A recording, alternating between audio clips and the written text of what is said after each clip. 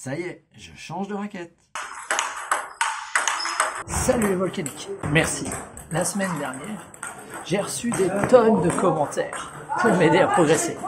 Merci beaucoup, j'en ai fait la liste, il y a 14 axes sur lesquels je peux progresser. Alors maintenant, la vraie difficulté, c'est de savoir par quoi commencer.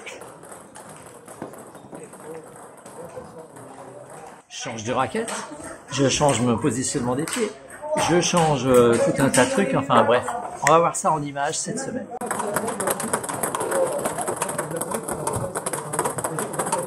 On va voir avec Marc ce soir ce que ça donne en passant des Mark 5 en Varispin, parce qu'il va me prêter une raquette avec des Varispin.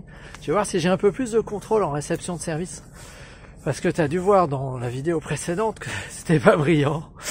Et hier soir, je jouais avec Robert, notre prof. Ah purée, il me balade comme il veut. Hein.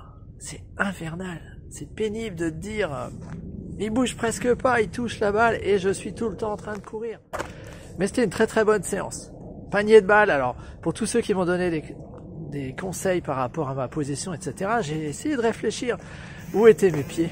Qu'est-ce que je faisais?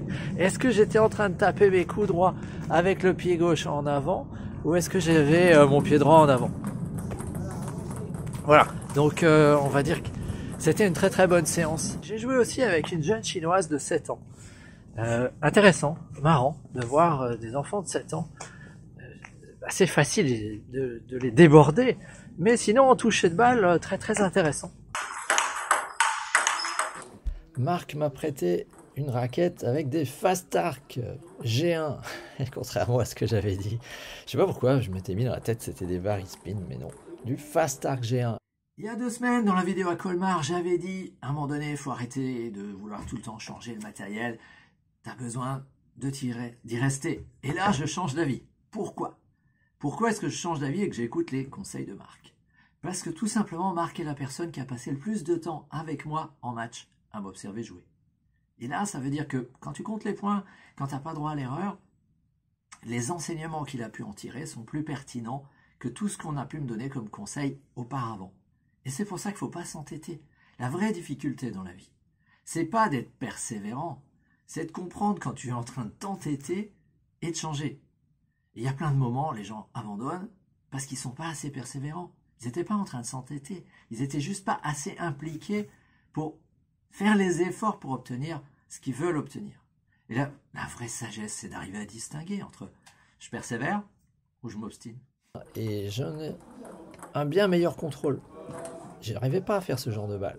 C'est pas pour la tranche, bien entendu, mais j'arrivais pas correctement à transmettre du top spin. Maintenant, c'est un peu différent. Et je pense que ça va être beaucoup plus intéressant demain, même si nous jouons contre une équipe bien plus forte que nous.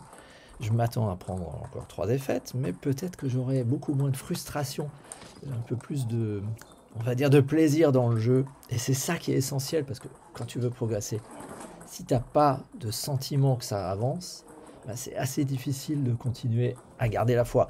Alors, suite dans la prochaine vidéo, je vous dirai ce qu'il en est.